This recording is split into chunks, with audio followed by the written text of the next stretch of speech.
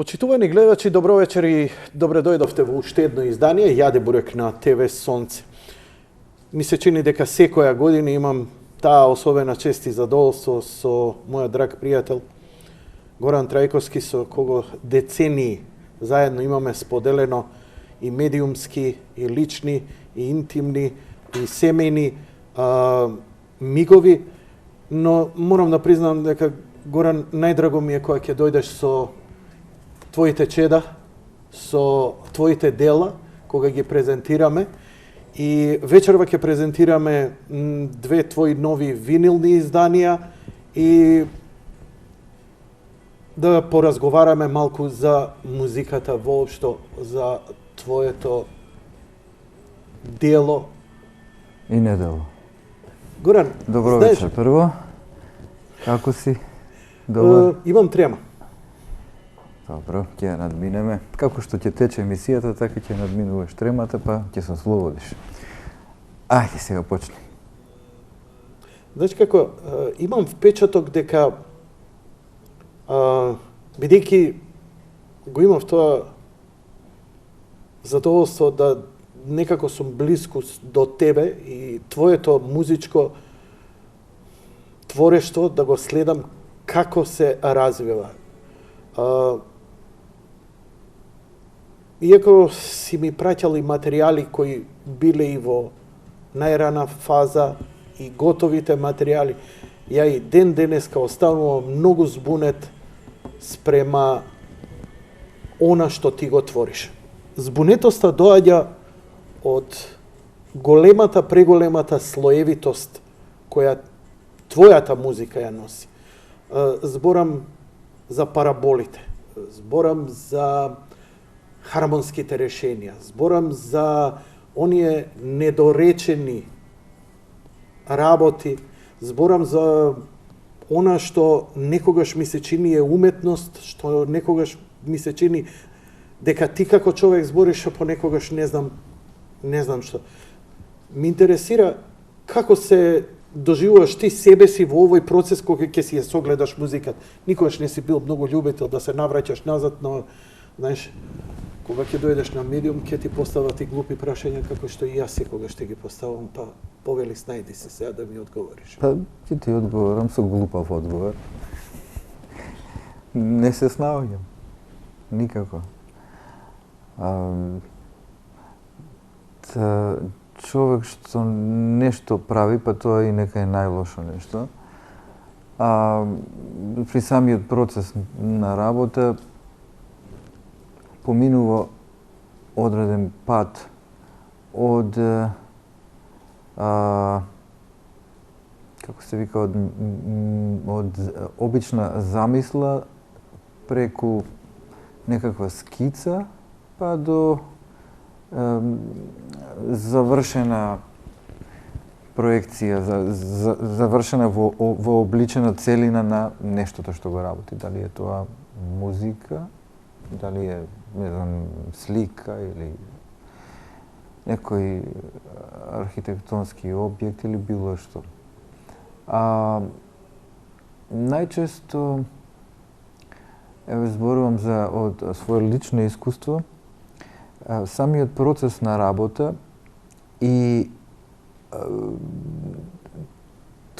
таа одсечка, да ја представам како линија на движење од првичната замисла до до завршената работа е она што мене најмногу ме исполнува, самиот процес на работа. А завршената работа после тоа е нешто што најчесто не ме интересира, не му се ни навраќам тоа. Често пати сум рекол дека и не ни ја слушам собствената музика, отколку ќе ја завршам, и веќе сум се презаситил од сите нејзини фази и форми низ кои што поминала дека дојде до крајниот, до конечниот резултат. Тешко е да се зборува како се одвиваат тие работи. Мислам дека со зборови не можат да се опишат тие нешта, бидејќи се работи за еден вид на интуитивно следење на одредена на одредена, како да ја речем, креативна трага, може би. Што е тоа креативно? Како кучето што мириса по земјата, па душка и може би некојаш и ќе стигне до нешто, нели? До одредена цел, кога душка кучето. Јас така себе си се гледам кога варам нешто. Намирисувам, не со мирис, но со некоја си како да го речам, со некое си музичко сетило на откривање на барање на работите. Значи, се мириса трагата, се следи и нели во тој процес е можно за бегување, за да човек може да залуте, но најинтересниот дел е токму тој и токму тој процес претпоставам дека и за повеќето луѓе е најумилено нешто, затоа што тој делува на некој начин и лековито, барем за мене, верувам и за поголемиот дел од луѓето кои што нешто прават. Оти, нели, ако сме ние ако сме болни луѓе, ние бараме лек, нешто што не исцелува, што не прави цели. Токму тоа го чувствувам, кој ќе завршам работа како да сум поминал еден процес на излекување. Никогаш не сум те прашал. Што е прво во тој инсемпшн, таа семка, тој никулец?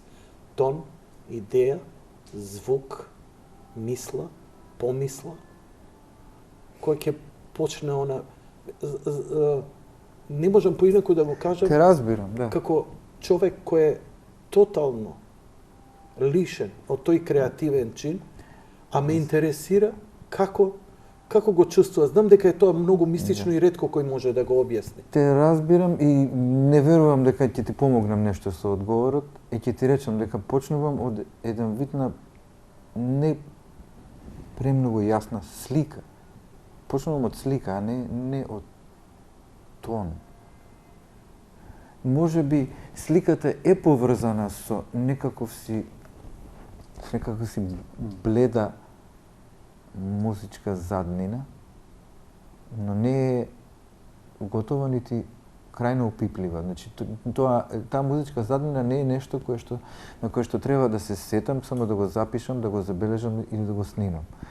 Тоа е некаква започната, недовршена, крајно несовршена и неоформена музичка идеја, но најчесто ми е врзана со одредена слика и тука не можам ни самиот да си помогнем да се одгатнам како е, но со слика ми е поврзана. Сликата не е воопшто исто така не е конкретна, не е цврста, не е потполно јасна, но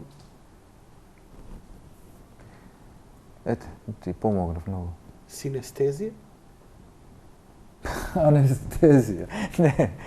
Не можам, не би можел да кажам. Тешко ми е да го објаснам тоа.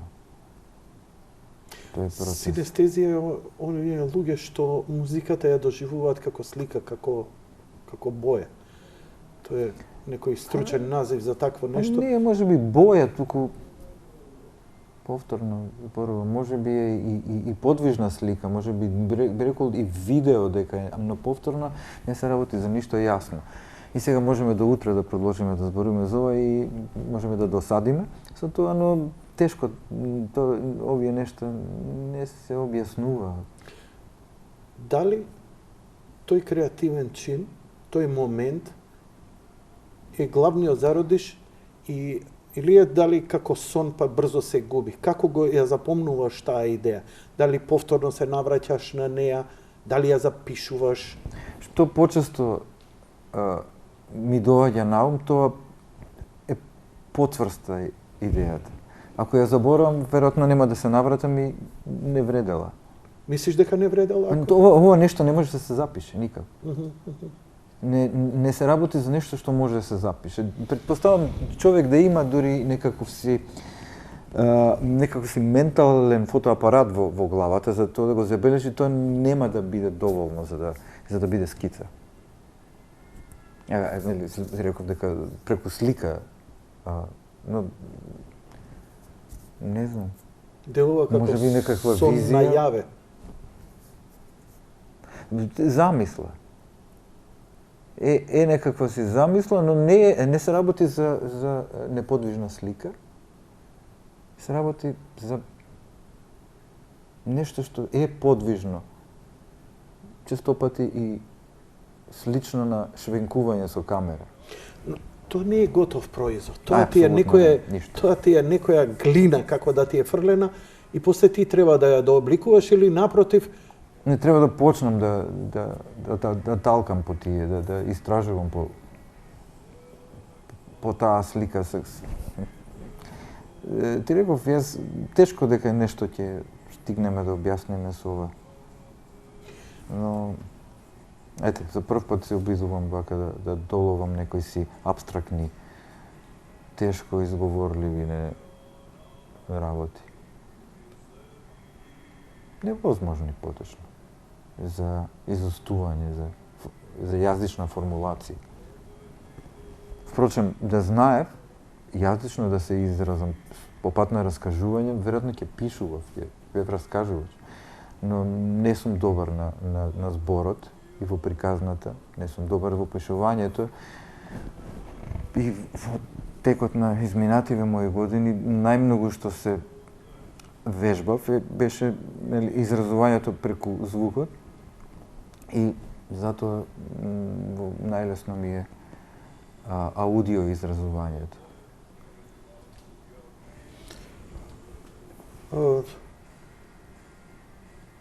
Стиловите, менувањето на стиловите. Колку времето ти диктира кој стил ќе бидеш или на што би сакало или што ти интригира, дали е тоа музиката што си ја слушал, ако било, не знам, 4AD, 80-ти години, па тој звук, таков пристап, таква сугестивност во 90-ти, електрониката и така натаму, па таа да те повлече. Имаш, или е тоа само некој младожке, а сега едноставно се држиш само до она што најдлабоко од тебе извири и тоа сакаш да го правиш? Да, ова второво. Иако имало и такви моменти кога одредени трендови влијаеле за каква таква ориентација, иако следењето на трендот чувствувам дека одсекогаш ми било не својствено, ми било тешко следењето на трендот затоа што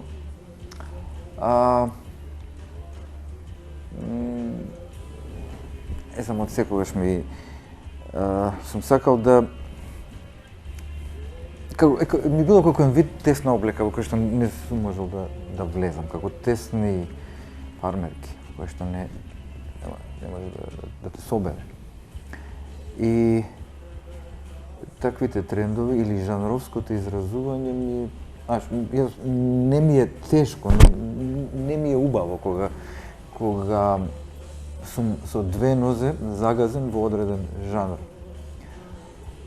Често пати, и што се однесува и на претходното прашање, тука ќе се надоврзам сега, кога зборував за визуелната асоциација, за визуелното поврзување при работење со звук, кога работам театарска представа, многу ми е потребно да ја видам сценографијата и светлото.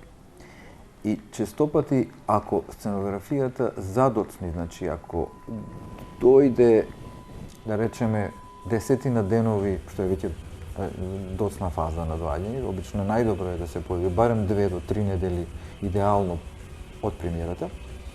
Ако задоцни, тогаш некако почнувам во тој момент да функционирам и да преправам работи, да ги предизајнирам. Еки важно ме, исто костимите ми се важни во изработка на звукот. Сакам некак да постигнам одредена внатрешна компатибилност на звукот со она што окото го гледа. И затоа ми е важно светлото, сценографијата, костимографијата, секако актерската енергија и нивната и актерската естетика е важна, но не ја можам да ја согледам, бидејќи секогаш почнувам да работам представа во фазата кога во така наречената фаза на сцена, кога актерите го научиле текстот и почнуваат да ги градат заедно со режисерот сцените на сцената. Тогаш секогаш се доаѓам на пробите и ги гледам. Значи во тие моменти ја ловам и ја почнувам да ја насетувам актерската енергија, која што ми ја дава таа иницијална мотивација за работа со звукот, како што кажав, подоцна сценографијата, костимите и светлото. Ти благодарам за овој вовед. Ајде да идеме малце на поплитки води. Ме интересира една работа, професионално се занимаваш со музика, и тоа во смисла на креативниот дел. Тоа е многу една чудна димензија. Креативноста нема цена и не знаеш, можеби ова парче плоча може да се продае во милиарди, понекогаш ти го даваш за еден хонорар за некоја представа и така натаму. Но во секој случај посветен си на три фронта. Едниот е на филмска музика, кога ги имаш ангажмани, редовно си за театарските представи, скоро целогодишни ангажмани, а згоре на тоа го имаш и тој порив да создаваш и дела, па турнеи, концерти и така натаму и така натаму. Се во ова вака во некаков склоп, во ова синергија ти функционира, тука си, бидејќи цела година, ти 2019 не можевме да те видиме во Македонија, што ретко кој музичар може на овие простори, зборам не само потесно, туку и пошироко да се пофали. Бидејќи работам паралелно и во театар и во театарот се можни чести гостувања во други театри. Ретко работам на филм, но минатата година поточно и предминатата имав и таа можност. Кога ќе се скомбинира тоа заедно со свирењето концерти и промоција на албумите, и се доаѓа до тој резултат и до таа динамика на зафатеност. Значи, тоа е вака, сметам дека и посакувам секој музичар да може да го да ја постигне таа динамика, затоа што во тоа е и убавината на создавањето. Посебно на луѓето кои што имаат амбиција активно да работат и да... Што работеше 2019 театар, например? Работев во Браќа Карамазови, Иван Вазов во Бугарија, заедно со Дејан Пројковски. И во Нови Сад, Ана Каренине во Новосадското позориште, поточно тоа е унгарски театар, театарот на унгарски јазик во Нови Сад, да. Во однос на театар тоа беше. Што работеше во Црна Гора? Во Црна Гора мислам дека беше во 2018 година. Тоа беше Буре Барут, крајот на 2018. Да, така. Овие ангажмани кога ги работиш за театар, колку време ти одзема и колку треба да си надвор, например, таму присутен, бидејќи некои музичари креираат таква музика и на дистанца, нели? Ке стигне на рачката, на друг крај на планета, ке склопи Јас го викам тоа дописна школа по театарска музика. Сум работел јас така, не ми се допаѓа и затоа сакам или не можам да функционирам така, мора да ја гледам представата. Возможно, значи таквото работење, но таквиот вид на работа повеќе беше по-карактеристичен и по-чест, по-специфичен во 80-тите и 90-тите години на минатиот век. Таков вид на работа можеше да се забележи во тие време. Како што времето одминуваше, се по новите генерации на режисери бара присуство на композиторот на сцена во текот на процесот дека се работи. Зошто? Представата се подига општото ниво на квалитетниот производ во секој поглед веќе или можеме така да заклучиме дека овие проекти на пример кои работиш? Од моето искуство можам да кажам дека барем што се однесува до мене, кога работам музика, а не следам актерска игра и начинот на кој што се создава представата. Кога не сум на сцената, не ја гледам сценографијата, не ги гледам актерите, не ја погодувам музиката. Јас сум незадоволен од крајниот резултат. Ми се случувало, зборувам за пред 20 и повеќе години, да направам дома музика на ниво на читање текст. Не, на ниво на читање текст, значи на сценарио или некакви назнаки на режисерот. И кога ќе се појавам со првите резултати на сцена, ќе ги пуштам како прво мене не ми се допаѓаат. Значи често пати се случувало енергијата која што музиката ја носи и енергијата која што носат актерите да биде спротивна. Не спротивна, да биде погрешна, едноставно некомпатибилна, несоодветна. Како алишта кои што се правени на памет, кроени на ниво на разговор, на ниво на, како се вика, на Skype. Го гледаш актерот на Skype, му мериш с размер, водиш и по тоа му правиш костами, која ќе доеш нормално нема да му иде точно. Така често ми се случувало, да не речам секогаш, со музиката направена дома, без присуство во текот на процесот на подготвување представа. Едно практично техничко и вулгарно прашање. Дали твојата цена како композитор е повисока за разлика од другите, или овдека во овој еснав на театарска музика, тоа е што е отприлика хонорарот? Дали ти кога ќе, например, конкурираш едноставно, или те поканат, имаш повисока цена, или како иде таа работа? Прилика, тоа оди 1/3 од хонорарот на режисерот. Тоа е отприлика некој си сразмер кој што помалку или повеќе се почитува, барем во Европа, во сите театри. Например, ако режисерот зеде хонорар од 1.000.000 евра, дај Боже, бимбери чакварцен, 300.000 за соработниците, по 300.000 за соработниците отприлика тоа. Не, се шегувам. Значи, при тие хонорари толку астрономски се поинакви соодносите, но за овие нискиве е отприлика така, 1:3.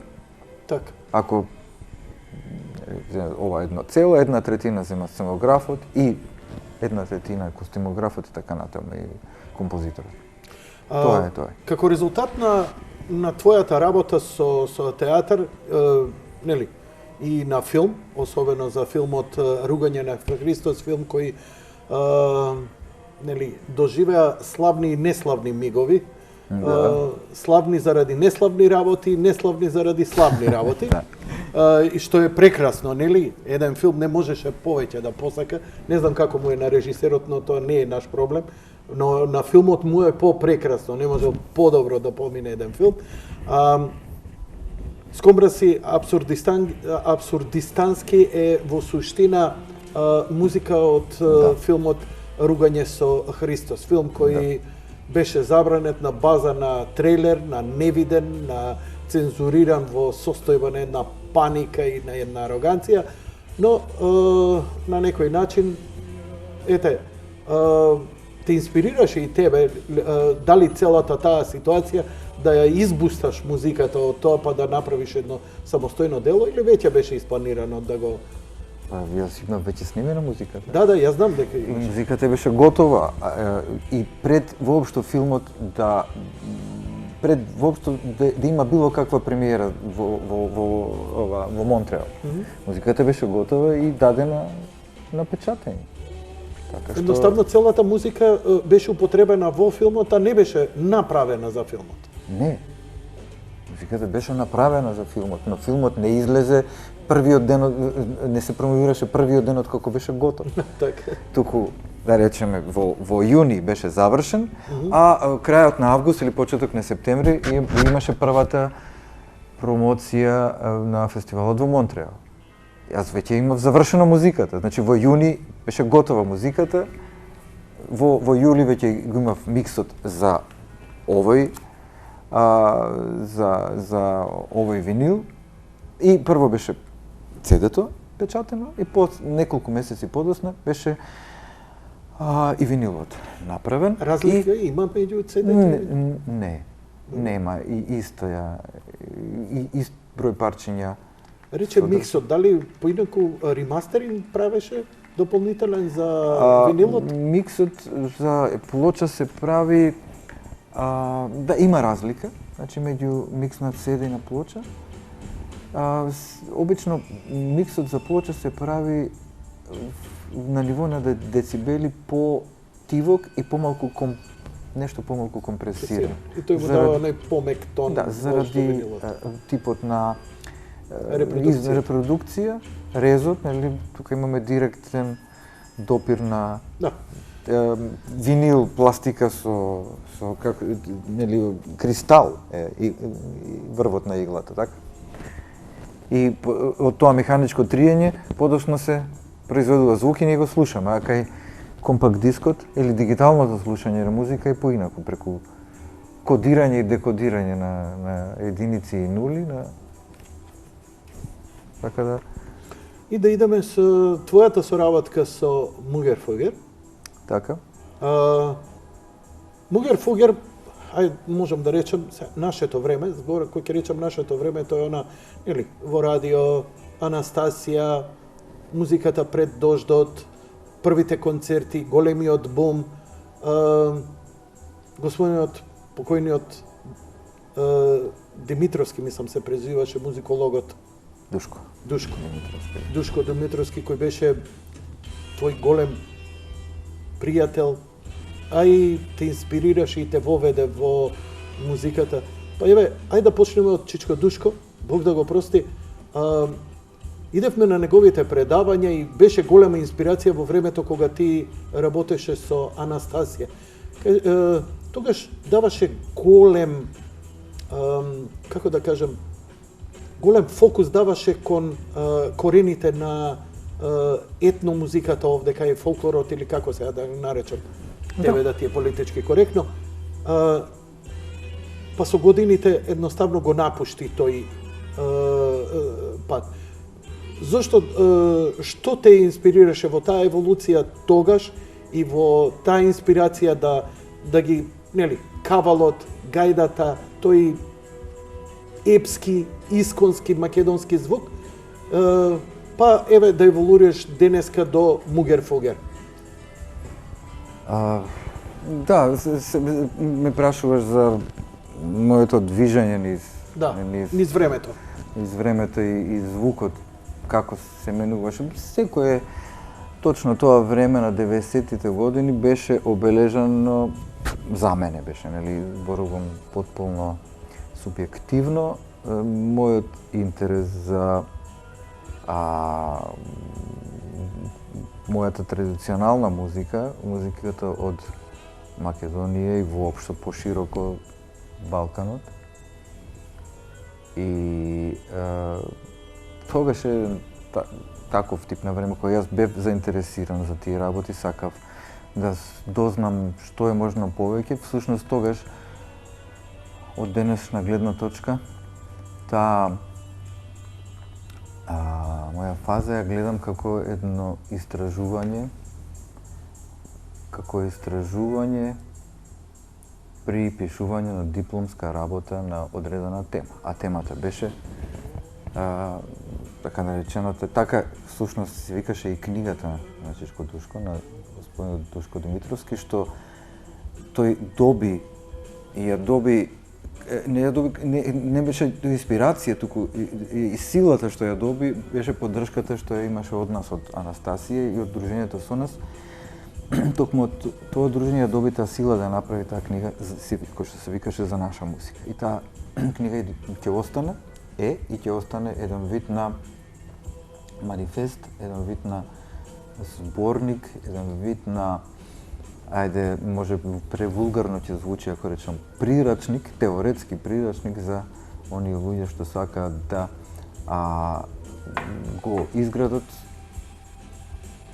својот однос кон сопствената традиционална музика, кон современата музика и музиката на иднината. Значи, една корелација на човек во сегашноста, лево, да речеме, минатото, десно, иднината, или обратно, се едно, не е важно на каде тече тој правец.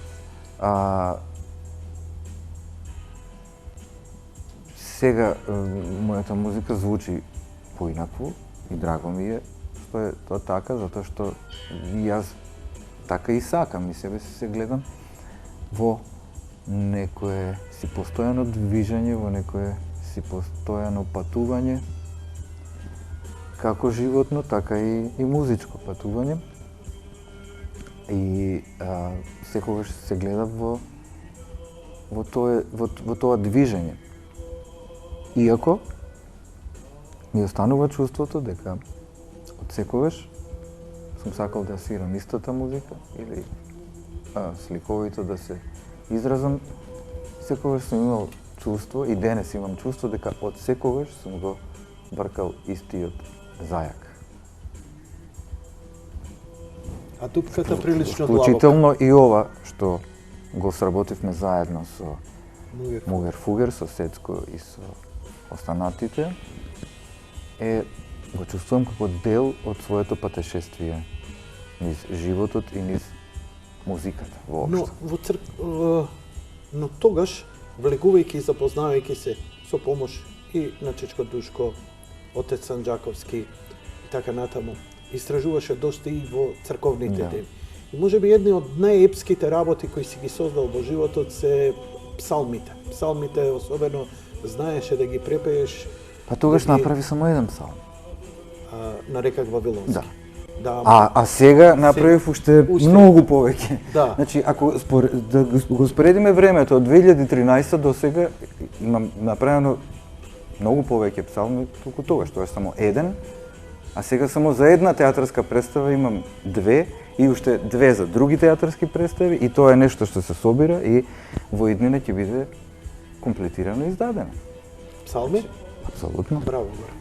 Да.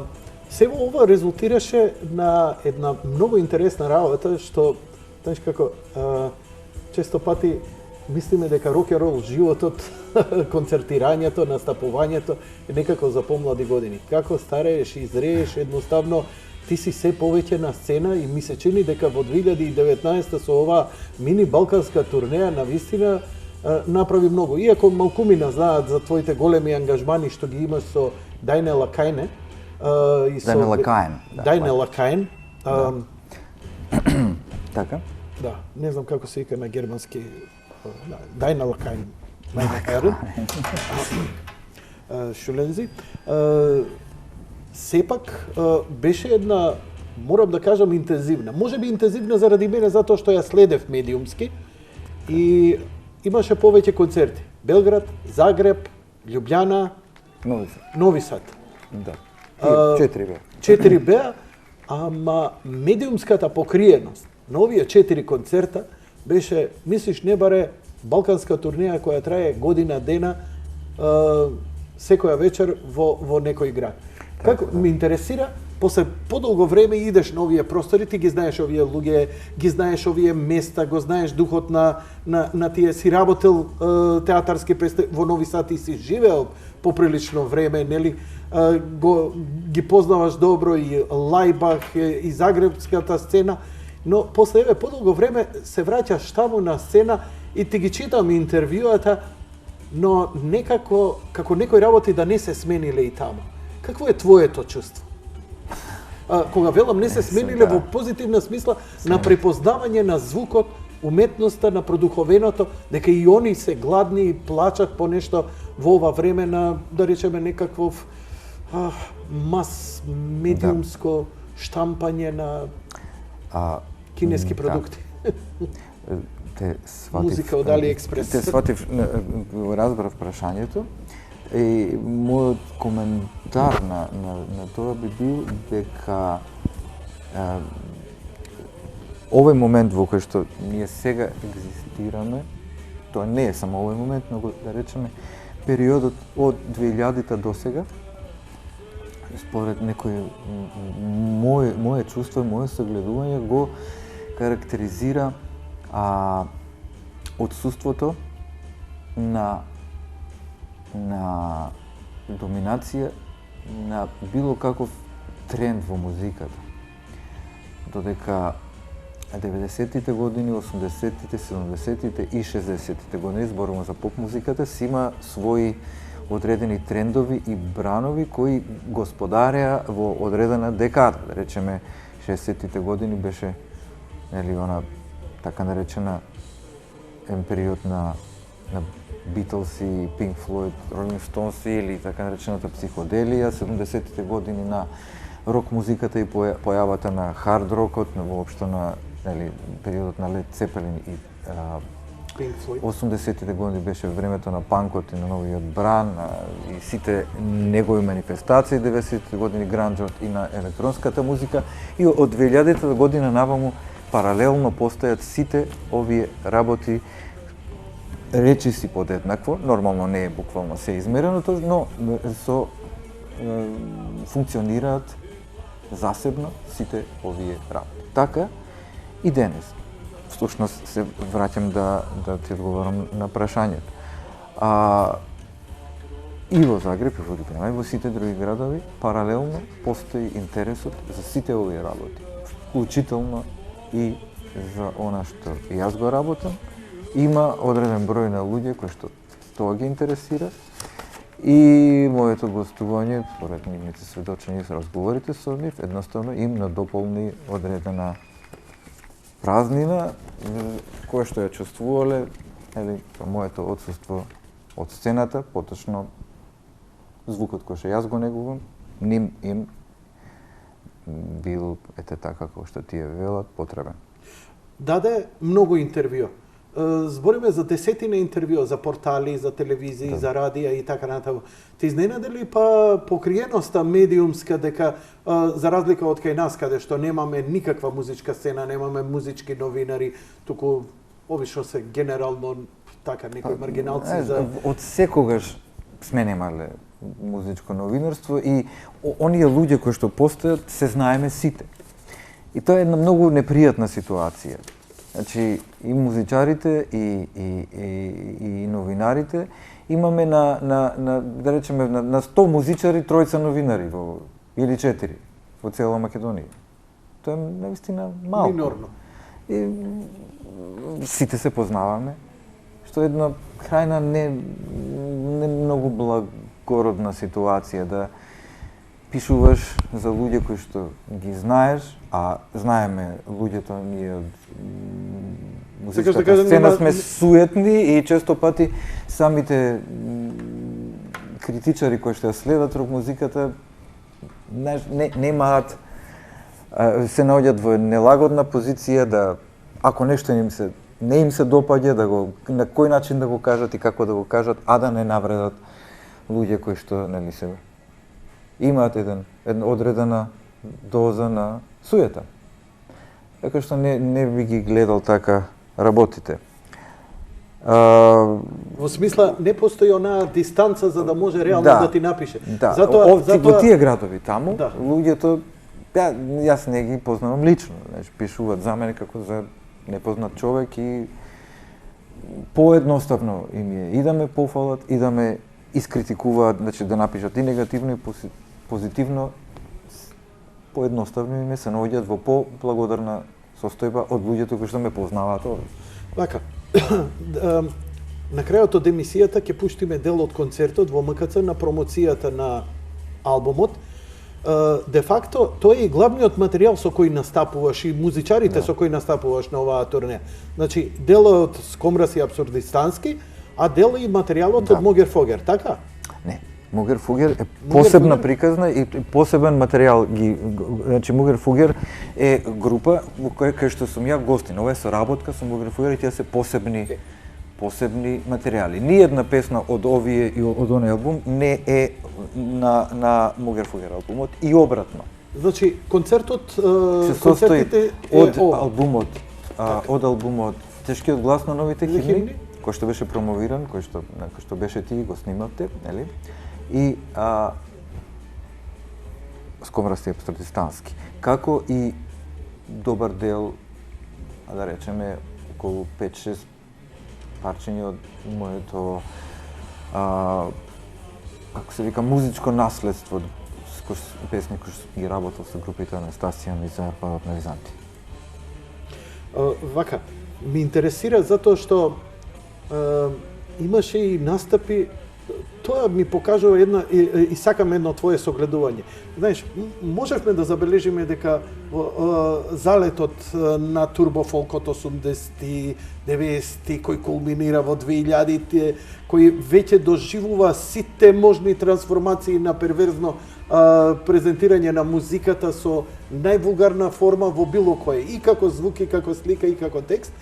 И одеднаш, например, ти добиваш покана на пивофест во Белград, каде што ја окукурен те гледам кога ми го кажа тоа, ми го даваш листата на и останувам запрепастен какво ниво и кои имиња се појавија на такво нешто, каде што обично стана синоним за парада, киче и веселие. Да, добро. Тоа во Белград е случај веќе 2 години наназад.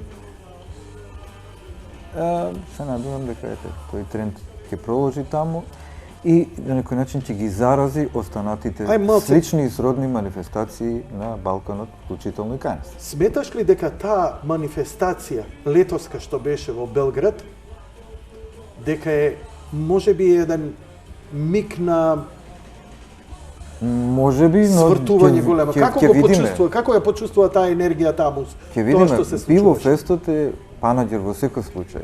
Настапувале, нека настапува и сите можни симфониски оркестри од светот. Тоа ќе остане панаѓер на пивото. Значи, не е важно каква музика се свири. Сепак, во центарот на вниманието е оној напиток со пена озгора.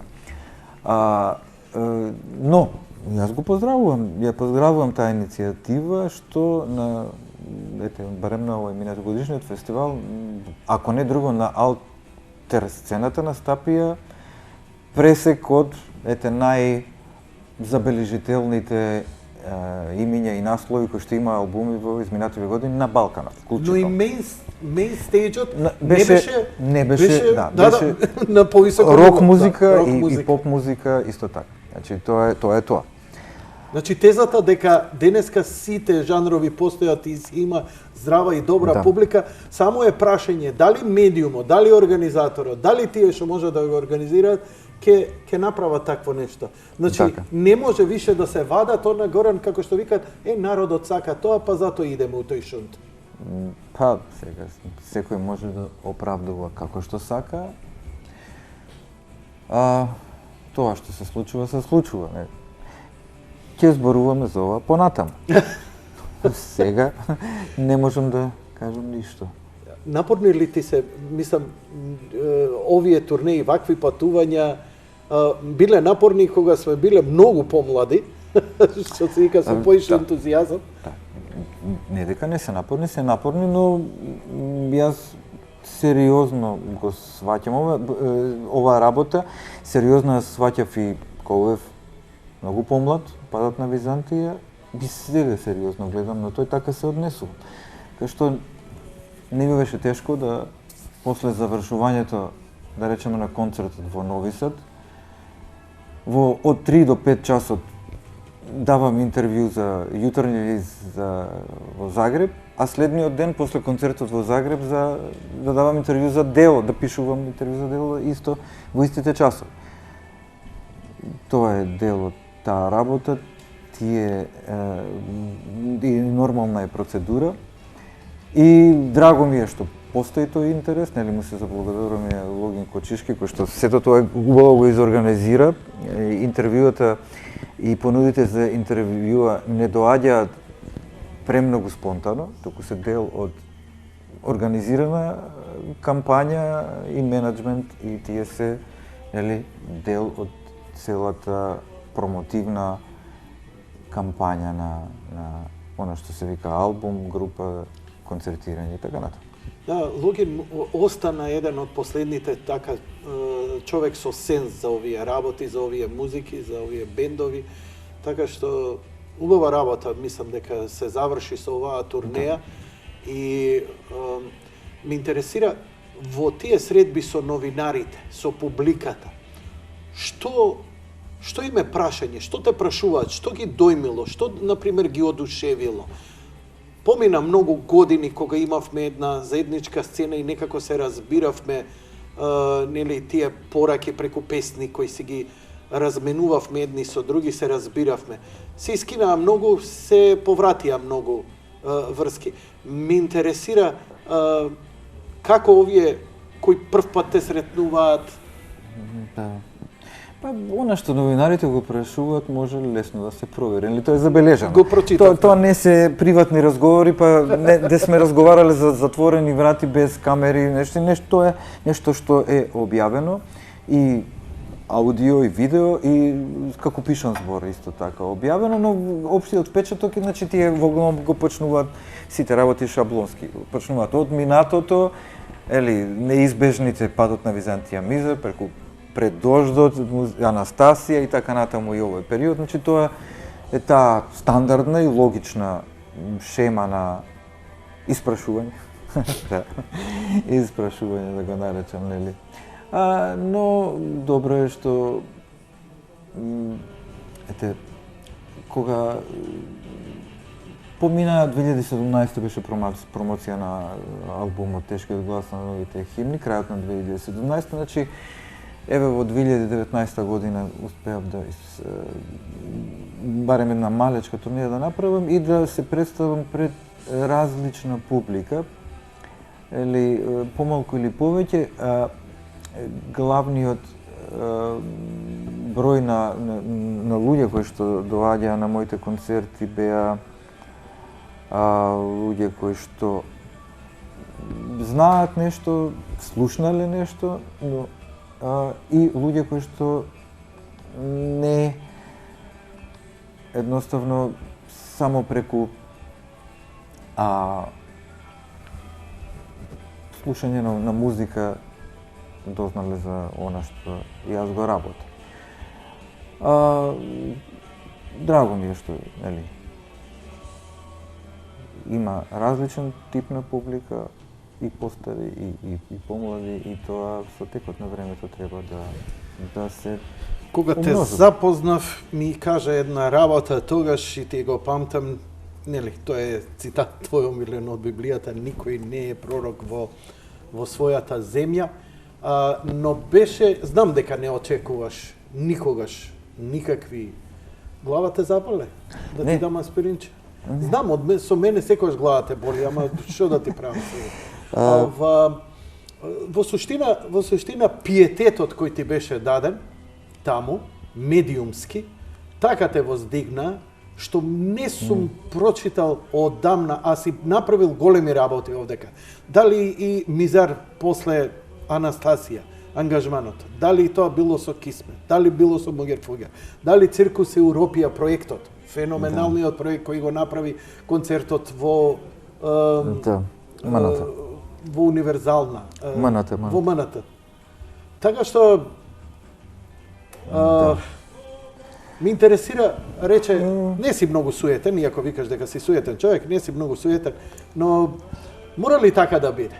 Едноставно ти имаше 3 театарски представи за година дена, имаше за година дена и винил, и CD, филмска музика, имаш и проектот со Мугерфогер, имаш еден куп работи ти се случија и што ниеден музичар и овдека е едноставно штама. Подобро да е така. А подобро е така. Подобро да е така. Тоа од секогаш било така. Секој на свој терен не е, нели, доволно. Да. И добро што е така. Зошто Битлси не поминуваат само Пинк Флойд не бидејќи по поминуваат фалбите го ја отапуваат острицата на Ја не зборам за пофалба, Горан. Зборам за музичка критика. Горан Трајковски денеска настапи. Никој не спомнува дека Горан Трајковски настапил. Не знам, настапиле Мугер Фугер. Имаше земјотрес во МКЦ. Никој не извести за такво нешто. Ја за тоа зборам и сега срамотата е што останува на еден бурекџија да збори за таа работа и после ја девалвира целата работа. Се е логично и сразмерно со полето на интересот. Еве да земеме примерет на телевизија. Ако во утре, например, во периодот од 12 часот до 7 часот навечер, има неколку културни настани и неколку политички, телевизиите не одвојуваат доволно камери за културните настани, бидејќи телевизиите се под капата на партиите, под капата на партиите, финансирани се од тајкуни кои што имаат финансиски интерес и нив култура не ги интересира воопшто. Значи, па не сме поразлични од Балканите, зашо па таму ги интересира културата малку повеќе? Каде ги интересира повеќе култура? Па добро, да речеме во Србија, да речеме во Загреб, да речеме во Словенија, да не спомнувам во Германија. И тие се од истата болест зафатени, затоа што странец им дошол. Им дошол. Тоа е прилика таа, како се вика, таа балканска, како да ја наречам, култура на почитување на странецот. Угости го странецот да не зборува лошо за земјата, така и ние кои ќе не доаѓат странци, ние ги угостуваме за да не се чувствуваат како странци, да се чувствуваат како дома. Се е логично, нема ништо чудно, така и ќе биде и натаму, сигурен сум, но повторно кажам, и треба така да биде. Горен, има една работа, им се пикна на луѓето под кожа со својата продуховеност, не случајно, не е насилност, со својата продуховеност која ја има во твојата музика, намерно или ненамерно, тука никој не може, па ни ти насила тоа да го направиш, тоа е твоето слово, но во еден даден момент, додека ни отвораше небеса, почна нетресна од земја со циркус Европија. Со еден мрачен, тежок бран на согледување, отварање на очите, додека ние со главите нагоре чекавме крила да ни се спуштат и спасение, ти не викаш, ало, дечки, отворете очи, гледате што ви се, додека гледавте нагоре, уцапавте у крв.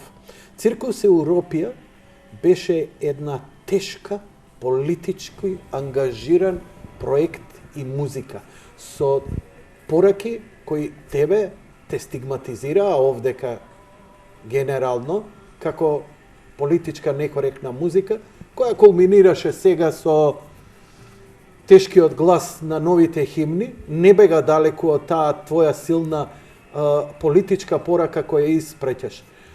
Ти ги согледуваш работите и уметникот секогаш имал визионерски некако, кога има инспирација за некакви тие матни слики, во тие матни слики на креативноста, очигледно има едни слики на реалноста, на она што се уште ние не можеме да ја видиме шумата од дрвјата пред нас, на она што ни се случува. Па Циркус Европија, ако беше пред колку, 10-15 години, ако не се лажам? Пред 2006-2007. Добро, така, мерси боку, месија. Колку? Циркус Европија денеска би била спектакуларно актуелна, да има некоја нормална цена, со, например, оној циркус што ни се случуваше кога целото општество се улета, не бара Оскар ќе добиеме, па ни рекоа, дечки, не спуштија на земја, какво велигување во Европска Унија. Кога сите почнуваат да се прашуваат, јазикот си го гризев да не им речам, преслушајте го албумот Циркус Европија, па све ќе ви стане јасно зашто се работи и како се работи. Спонтаноста на креативноста во одреден момент ја менуваш со многу јасна, чиста, прецизна политичка порака. И тоа го правиш многу јако и не е баш суптилно. Ти се кажа. Тука јас не знам што да додам. И Што те влече и многу ми на тогаш, еве ќе ти кажам зошто ми е тогаш мојот вовет. Да. Добро, мораш да бидеш и ти скромен, нели? Ама знаеш на што цел. Зошто те инспира? Што е тоа што те јадосува во овие наши животи? Ајде да кажам, да го цитирам мојот колега кој скоро му даде интервју, кој, нели, покри сите техникали и какви жици и димарзиомагнети користиш, на крај му излезе од душата за ова трула општество.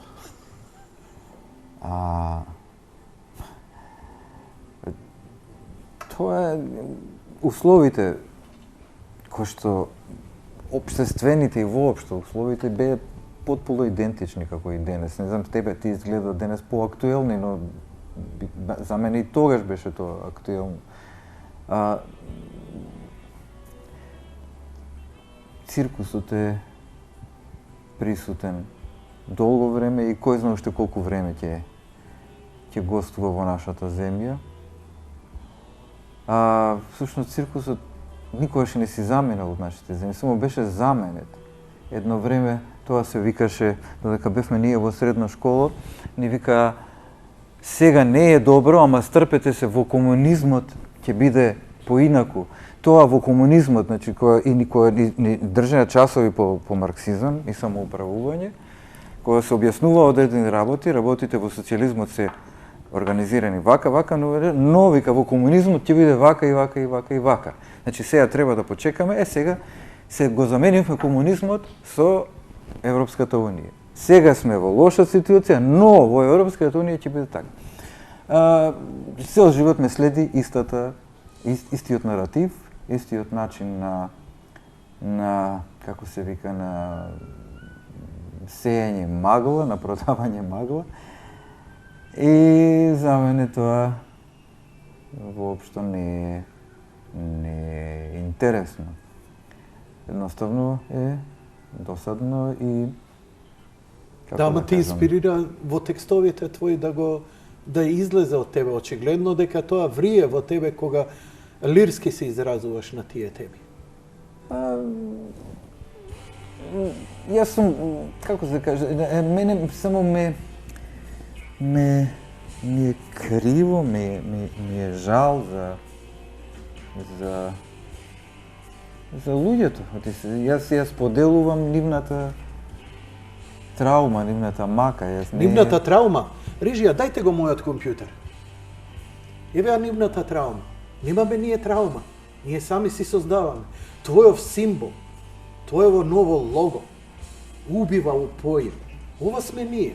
Си забиваме нож во грб едни на други. Ти го ставаш на последниве 2 албума. Ова е прекрасно идејно решение кое се ни каже. Овдека може да почне и да заврши секој разговор. И секој ќе се сложи. Да. Ова лого беше употребено на уште 2000, не знам, почетокот на 2000-те години во театарска представа која што се викаше Смртта над Антон. Работевме во Струмица.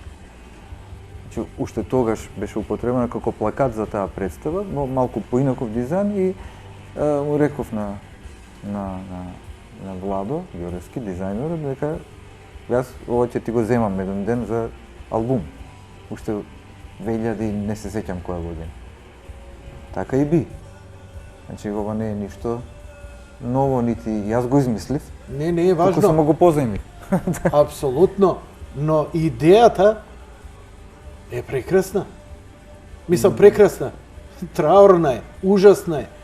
Нам не ни треба концлогор, нам не ни требаат окупатор, нам не ни треба екзекутор. Овдека ни се сите наши одговори. Така, добро. Да почнеме за Каин култура, да му- почнеме за му- политика, да почнеме за социјала, Каин да го убива Авел и, нели, се убива брат, и се. брата го убива и всушност, нели, кој верува, кој сака да верува, ќе сватиме дека ние сме потомство на Каин. Го носиме неговиот белек. Па се гледа. Што треба повеќе да И како ќе се спасиме докторски дисертации за тоа? Па ние знаеме онолку колку што ни е кажано за нашето спасение, онолку колку што ни е речено кој е, јас сум алфа и омега, јас сум патот. Аха. Секој знае, кој сака може да се прави наудрен, кој сака може да Ма не ние се правиме наудрен. Ние го читаме насловот, скомра си абсурдистански, Горан Трајковски. Овде има со ситни букви дека овдека било снимено, па овдека учествувало овој, па овој. Да. Значи ова не било случаен проект, овдека има со ситни букви.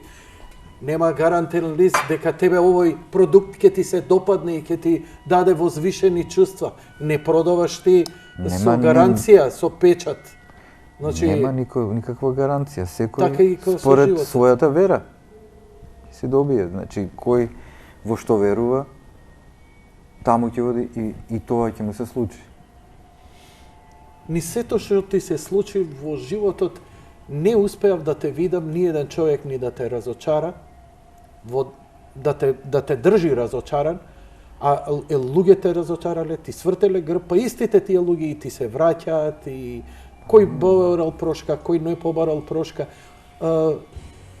кој те пофалил заради твојата работа и ти било драго, кој те омаловажил заради истото, викаш немаш суета, а сепак Имам една песна на тешкиот глас на новите химни, се вика, не е тука тој албум, Аха, се вика О гордост.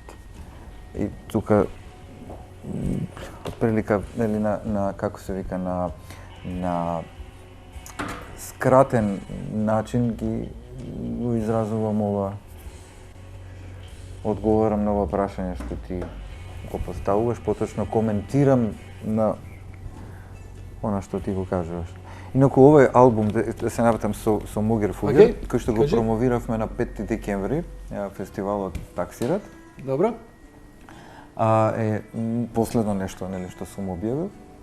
И се надевам дека оваа година ќе направиме една малку по-детална промоција на истиот овој албум, кој што веројатно ќе биде проследен од уште еден заеднички албум со Мугер Фугер, стилски малку поразличен и на еден убав начин ќе заокружиме нашата барем 10 година и можеби повеќе соработка што имаме со Мугер. Тоа е доста интересно.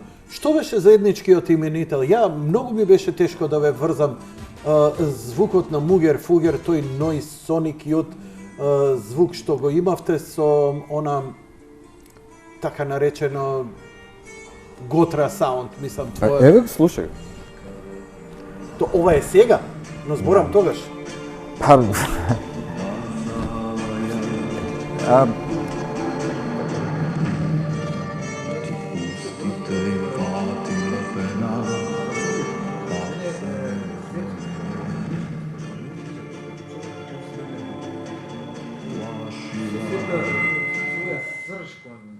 музиката, кој што себе си веќе неколку децении се дава и се вложува себе си, ме инспирира и ме привлече да навлезам со сета своја сила во таа соработка и воопшто не се кајам за тоа, напротив сум радосен што И двајцата еволуиравте во овој процес. Да, и он кон тебе и ти кон него. Соработка така и всушност е и логично и нормално да се случуваат работите, резултираше со еден материјал кој што е сега за сега доволен да се потполни за еден целовечерен концерт. И како што реков, надежно ова година ќе го закружиме со уште еден албум кој што ќе ја убаво е да заокружи нашата Денес- долгогодишна соработка.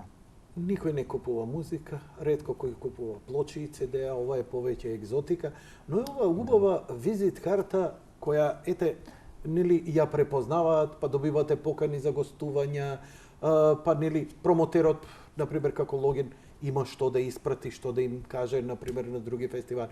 Дали има такви шанси, например, ти со твојот проект или како Мугер Фугер да настапувате и малце подалеку од Балканите, затоа што знам дека... Се надевам сега, знаеш, тоа е Мгм.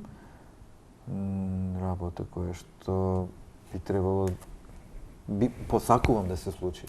Ам ќе ти се случи дефинитивно повторно Да. со Дајне. Да, таму поинаку стојат работите, таму е тие Дајне Лакаен газат во сигурни води и своите активности можат однапред да ги закажуваат, да ги планираат тие.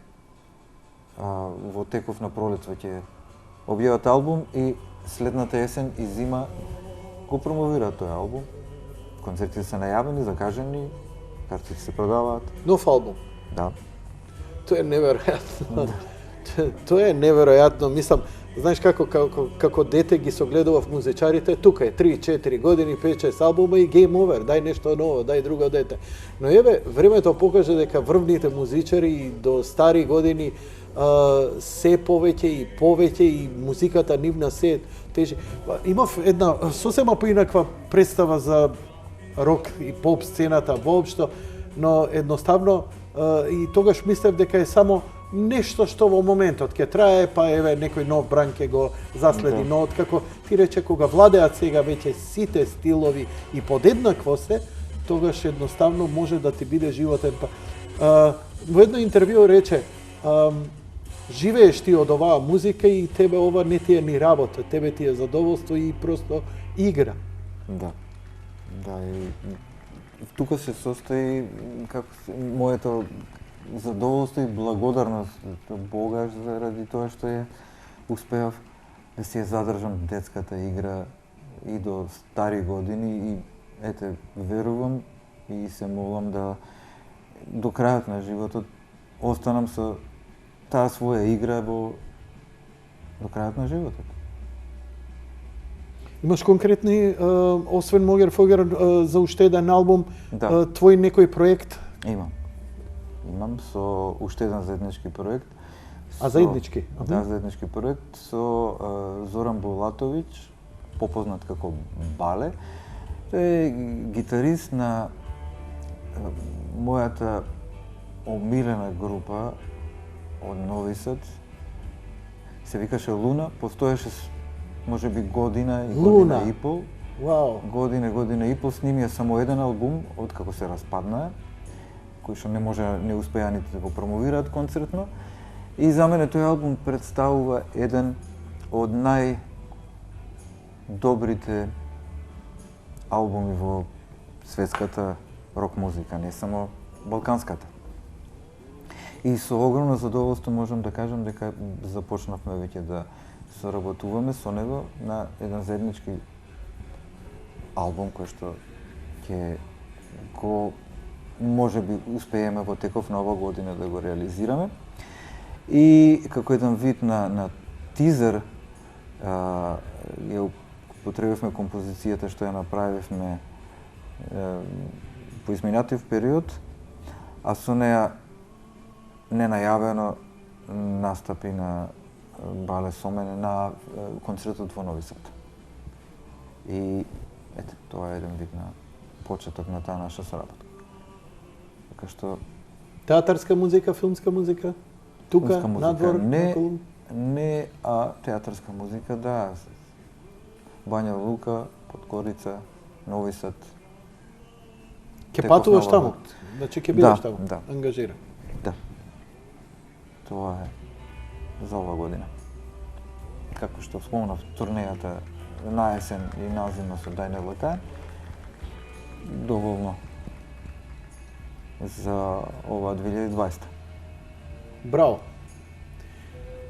Ти благодарам на честа што дојде и што да ти кажам, срам ми е што еден уметник како тебе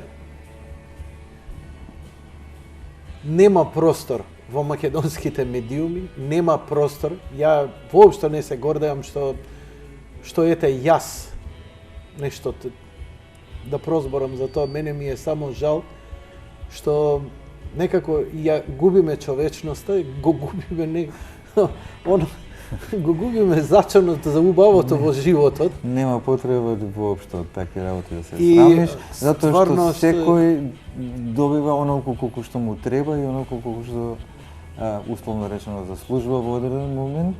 Нема ништо претерано, нема ништо предимензионирано. Се си е во еден совршен ред и се случува според нека внатрешна, но многу логична, приказна и следствена настаните.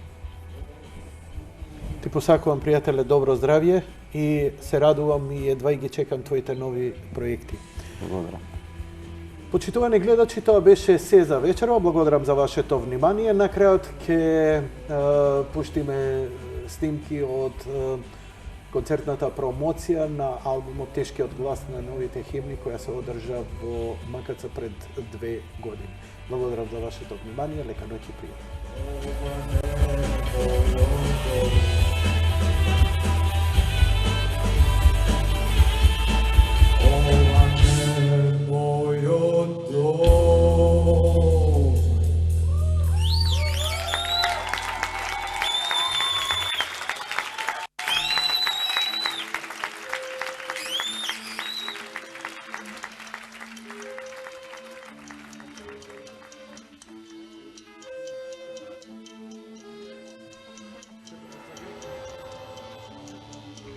So